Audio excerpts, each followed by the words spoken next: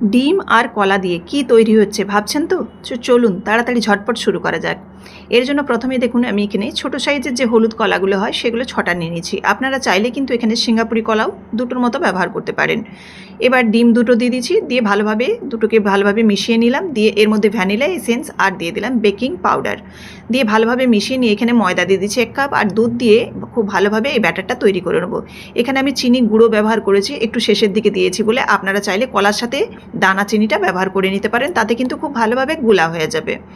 এবার দেখুন এই চিনিটা দেওয়ার পর খুব ভালোভাবে মিশিয়ে নিয়েছি এবং খুব ভালোভাবে ফেটিয়ে নিতে হবে। এবার তেল গরম করে ডাবুটাকে বেশ ভালোভাবে তেলের মধ্যে গরম করে নিতে হবে। তারপর ব্যাটারটা দিয়ে একটু তেল উপর থেকে ছিটিয়ে দিলেই এবার কিন্তু অটোমেটিক এই ভেতর থেকে বেরিয়ে আসবে, একটুও কিন্তু ডাবুর গায়ে লাগবে না।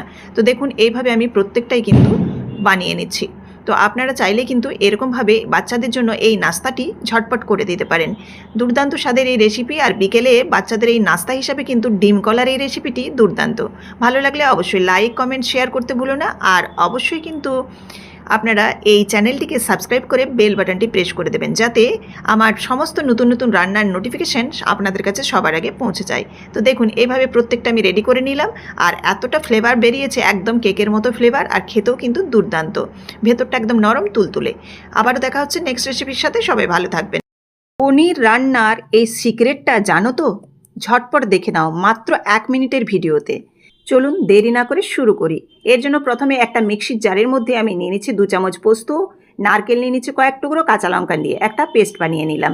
এবার ওই মিক্সির জারের মধ্যে আবারও সাদা সর্ষে 1 চামচ, কালো সর্ষে 1 চামচ নিয়ে এটাকে বেটে নিয়ে এবার ছাঁকনি দিয়ে ছেঁকে নেব।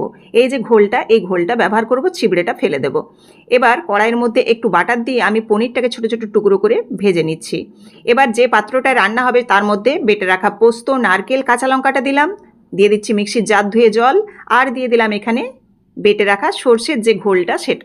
এবার দিয়ে দিচ্ছি লবণ, হলুদ, কালারের জন্য কাশ্মীরি লঙ্কার গুঁড়ো, দিয়ে দিচ্ছি খুব সামান্য চিনি, চিলি ফ্লেক্স দিয়ে দিলাম খুব সামান্য, আর মেন উপকরণ হচ্ছে কাঁচা সর্ষের তেল, সঙ্গে কয়েক টুকরো টমেটো দিলাম, দিয়ে ভালোভাবে মিশিয়ে নিলাম।